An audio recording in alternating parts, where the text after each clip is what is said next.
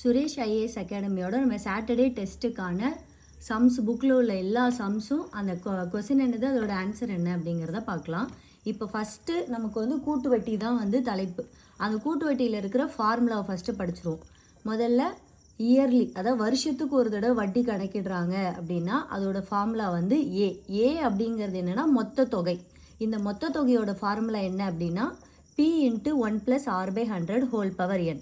அதே இது சில கொஸ்டினில் அரையாண்டுன்னு கொடுத்துருப்பாங்க. அரையாண்டுக்கு ஒரு முறை வட்டி கணக்கிடப்படுகிறது அப்படின்னா அதோடைய மொத்த தொகை. இது நம்ம இப்போ பார்க்க போகிறது வந்து மொத்த தொகை தான் பார்க்குறோம். அந்த மொத்த தொகை தான் அமௌண்ட் அப்படின்னு கொடுத்துருக்கிறது. அதோட formula P × 1 + R/200 whole power 2n. அவ்வளோதான். அரையாண்டுன்னா அப்படியே ஹாஃப்னு எடுத்துக்கலாம். 200ன்னு இங்கே மாற்றிடுறோம். இங்கேயே வந்து 2n அப்படின்னு மாற்றிக்கிட்டா போதும். அடுத்தது காலாண்டுக்கு அப்படிங்கிறதோட மொத்த தொகையோட ஃபார்முலா A = P × 1 + R/400. இப்போ நமக்கு ஒரு வருஷத்தில் 4ஆக பிரிப்போமா, அதனால 400 ஹோல் பவர் 4n. இந்த 3 ஃபார்முலா தெரிஞ்சிருச்சு அப்படின்னாலே நம்ம வந்து சம்ஸை ஈஸியாக போட்டுடலாம். பேஜ் நம்பர் 144 புக்கில் பயிற்சி கணக்கு வந்து 4.3. நம்ம முதல்ல பயிற்சி கணக்கு முடிச்சுட்டு அடுத்து எடுத்துக்காட்டு கணக்கெலாம் பார்க்கலாம். இப்போ ஃபஸ்ட்டு சம் என்ன கொடுத்துருக்காங்க அப்படின்னா ரூபாய் 5000க்கு 12% ஆண்டு வட்டியில் 2 ஆண்டுகளுக்கு ஆண்டுக்கு ஒரு முறை, அவங்களே கொடுத்துட்டாங்க, ஆண்டுக்கு ஒரு முறை வட்டி கணக்கிடப்பட்டால் கிடைக்கும் கூட்டு வட்டியானது. நமக்கு வந்து ஆண்டுக்கு ஒரு முறைங்கிறதையும் கொடுத்துட்டாங்க, கூட்டு வட்டி அப்படிங்கிறதையும் கொடுத்துட்டாங்க.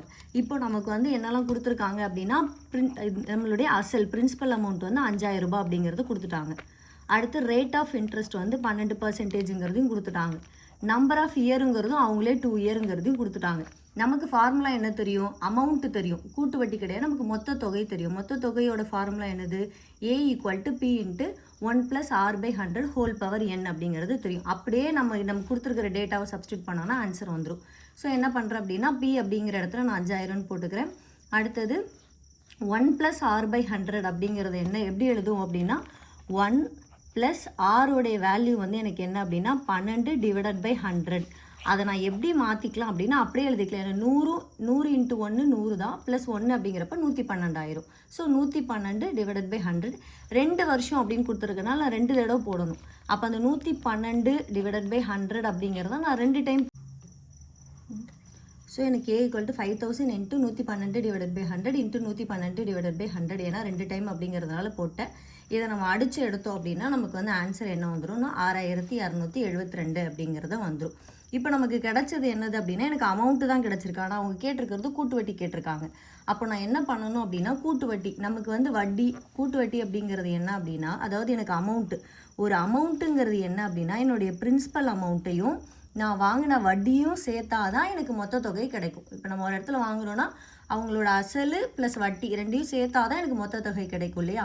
ஆனால் எனக்கு இப்போ தேவையானது என்ன அப்படின்னா அந்த காம்பவுண்ட் இன்ட்ரெஸ்ட், அந்த கூட்டு வட்டி தான் எனக்கு தேவை. அதனால நான் அந்த CA இந்த பக்கம் வச்சுக்கிட்டேன் அப்படின்னா A இந்த பக்கம் மைனஸ் வந்து இங்கே Pயில் போயிடும் இல்லைங்களா. அதனால CA = A - P அப்படின்னு எழுதிக்கிறேன். ஸோ மொத்த தொகையிலேருந்து என்னோட பிரின்சிபல் அமௌண்ட்டை நான் கழிக்கிறேன். என்னுடைய மொத்த தொகை எவ்வளோ அப்படின்னா 6272. என்னுடைய பிரின்சிபல் அமௌண்ட் எவ்வளோ, நமக்கு 5000. ஸோ அதை நம்ம மைனஸ் பண்ணோம் அப்படின்னா நமக்கு கிடச்சிரும் 1272ங்கிறது கிடச்சிரும். இப்போ அதிலே வந்து நம்ம செகண்ட் சம் பார்க்கலாம். ரூபாய் 8000க்கு 10% ஆண்டு வட்டியில் ஒரு ஆண்டுக்கு அரையாண்டுக்கு ஒரு முறை வட்டி கணக்கிடப்பட்டால் கிடைக்கும் கூட்டு வட்டியானது அப்படின்னு கொடுத்துட்டாங்க. அவங்களே கொடுத்துட்டாங்க, அரையாண்டுக்கு ஒரு முறை அப்படிங்கிறதையும் கொடுத்துட்டாங்க, கூட்டு வட்டிங்கிறதையும் கொடுத்துட்டாங்க. எனக்கு என்னெல்லாம் கொடுத்துருக்காங்கன்னா என்னுடைய பிரின்சிபல் அமௌண்ட்டு 8000ங்கிறது கொடுத்துட்டாங்க, ரேட் ஆஃப் இன்ட்ரெஸ்ட் வந்து 10%ங்கிறதையும் கொடுத்துட்டாங்க, வருஷம் ஒரு ஆண்டுக்கு அப்படிங்கிறது கொடுத்துட்டாங்க. இல்லை நான் 1 அப்படின்னு போட்டுக்கிறேன். இப்போ எனக்கு ஃபார்முலா என்னது, அரையாண்டுக்கு ஒரு முறையோட formula amount = P × 1 + R/200 whole power 2n அப்படிங்கிறது தான் என்னுடைய ஃபார்முலா. ஸோ நான் அதில் அப்படியே சப்ஸ்டியூட் பண்ண ஏற்கனவே சொன்னால் 1 + R/200 அப்படிங்கிறது ஆறுங்கிற இடத்துல நம்ம வந்து என்ன போடுவோம் அப்படின்னா 1 + Rங்கிறது 10 / 200 அப்படின்னு நான் போடுவேன். அது 200 × 1 எனக்கு 200 + 10 அப்படிங்கிறப்ப எனக்கு 210 ஆயிரும். அதனால் இங்கே வந்து பார்த்தோன்னா 2 வருஷம்னு கொடுத்துருக்காங்க. நம்பர் ஆஃப் இயர் என்ன அப்படின்னா 1. ஸோ நான் அந்த எண்ணுங்கிற இடத்துல என்ன போடுறேன்னா 1ன்னு போடுறேன். அப்போ 2 × 1 எனக்கு என்ன ஆயிரும்னா 2 ஆயிரும். ஏன்னா இந்த எண்ணுங்கிற இடத்துல நான் 1ன்னு போடும்போது ஒரே ஒரு வருஷம் தான் அப்படின்னு இருக்கும். அப்போ 2 × 1 2ன்னு இருக்கும். அப்போ நான் எத்தனை தடவை போடணும் அப்படின்னா 2 தடவை போட்டால் போதும். அதனால நான் 8000 × 210 / 200 × 210 / 200ங்கிறது. ஏன்னா அது எப்படி மாறிடுச்சுன்னா இந்த 2n அப்படிங்கிறது தான் இன்ட்டு 1 அப்படின்னு மாறி 2 ஆயிடுச்சு. அதனால் நான் 2 தடவை போடணும். அதனால் 210 divided by 100 into 210 divided by 100ன்னு போட்டுக்கிறேன். இது நீங்கள் அடித்து சால்வ் பண்ணிங்களா உங்களுக்கு 8820 அப்படின்னு கிடைக்கும். அகைன் நமக்கு கூட்டு வட்டி தான் கேட்டிருக்காங்க, நம்ம கண்டுபிடிச்சிருக்கிறது மொத்த தொகை. அதனால நான் என்ன பண்ணுறேன்னா காம்பவுண்ட் இன்ட்ரெஸ்ட் கண்டுபிடிக்கிறதுக்காக என்னுடைய அமௌண்ட்லேருந்து பிரின்சிபல் அமௌண்ட்டை கழிக்கிறேன். என்னுடைய அமௌண்ட் எவ்வளோ 8820 ரூபாலேருந்து என்னுடைய பிரின்சிபல் அமௌண்ட்டான 8000 நான் கழிக்கும் போது எனக்கு ஆன்சர் வந்து வட்டி எவ்வளோ அப்படின்னு பார்த்தோன்னா 820 ரூபாய் கிடச்சிருச்சு. இப்போ இதில் தேர்ட் சம் பார்க்கலாம். ஒரு நகரத்தின் மக்கள் தொகை ஆண்டுதோறும் 10% வீதம் 10% வீதம் அதிகரிக்கிறது. அதன் தற்போதைய மக்கள் தொகை, தற்போதுங்கிறது தான் எனக்கு தற்போது இப்போ அட் ப்ரெசென்ட்ல எனக்கு 26,620 எனில் 3 ஆண்டுகளுக்கு முன்பு அப்போ அந்த மக்கள் தொகை என்னவா இருந்திருக்கும் அப்படிங்கிறது கேட்குறாங்க. எனக்கு தற்போது எவ்வளவா இருக்குன்னா 26,620 ஈக்குவல் டு எப்போவுமே சதவீதம் பர்சன்டேஜ் நமக்கு கொடுத்துட்டாங்க அப்படின்னாலே அதிகரிக்கிறதுங்கிறத வார்த்தை வந்துருச்சுன்னா 100ஓட இன்க்ரீஸ் பண்ணிக்கணும். குறைகிறது அப்படின்னு கொடுத்தாங்கன்னா 100லேருந்து கழிச்சுக்கணும். எனக்கு இங்கே 10% வீதம் அதிகரிக்குதுன்னு கொடுத்ததுனால நான் 100 வந்து 110ன்னு எடுத்துக்கிறேன். எப்போவுமே பர்சன்டேஜுங்கிற சிம்பிளை பார்த்தாலே நம்ம கீழே வந்து என்ன பண்ணிடணும்னா 100 போட்டுடணும். பர்சன்டேஜ்னு கேட்டாங்கன்னா நம்ம இன்ட்டு போட்டுக்கணும், இன்ட்டு 100 அப்படின்னு போட்டுக்கணும். பர்சன்டேஜ் கொடுத்துட்டாங்கன்னா கீழே டிவைடட் பை 100 அப்படிங்கிறத போட்டுக்கணும். ஸோ நான் என்ன பண்ணுறேன்னா எனக்கு தற்போது 26,620 ஈக்குவல் டு எனக்கு 110. ஏன் 110 டிவைடட் பை 100ங்கிறத 3 தடவை போட்டிருக்கேன்னா 3 வருஷத்துக்கு முன்னாடியும் கொடுத்துருக்கேன், அதனால் 3 தடவை போட்டுக்கிறேன். இப்போ 110 divided by 100 into 110 divided by 100 into 110 divided by 100 அப்படின்னு கொடுத்தோம் அப்படின்னா நமக்கு அடித்து எடுத்தோன்னா ஆன்சர் என்ன கிடைக்கும் அப்படின்னா 20,000. அப்போ 20,000 அப்படிங்கிற மக்கள் தொகை எனக்கு 3 வருஷத்துக்கு முன்னாடி இருந்தது. வருஷத்துக்கு 10 தடவை 10% அதிகரித்ததுனால அதோடைய தற்போதைய மக்கள் தொகை எனக்கு 26,620 ஆயிடுச்சு. அடுத்து எனக்கு புக்கில் வந்து பேஜ் நம்பர் 145 145 4வது சம் அதிலே உள்ளது 4வது சம் தான் இன்னும் அடுத்த பேஜில் இருக்கும். அது கூட்டு வட்டியானது காலாண்டுக்கு ஒரு முறை கணக்கிடப்பட்டால் தொகை டேஷ் என்ற சூத்திரத்தை பயன்படுத்தி காணலாம். நமக்கு ஃபார்முலாவும் கொஸ்டினில் கேட்பாங்களான்னா கேட்டிருக்காங்க, இதுக்கு முன்னாடியுமே இது ஓல்டு சம்லேயுமே வந்து கேட்டிருக்காங்க.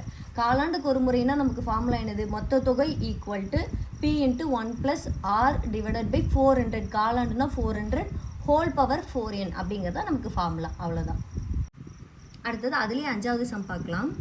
ரூபாய் 5,000க்கு 8% ஆண்டு வட்டியில் 2 ஆண்டுகளுக்கு கூட்டு வட்டிக்கும் தனி வட்டிக்கும் இடையே உள்ள வித்தியாசம் டேஷ் ஆகும்.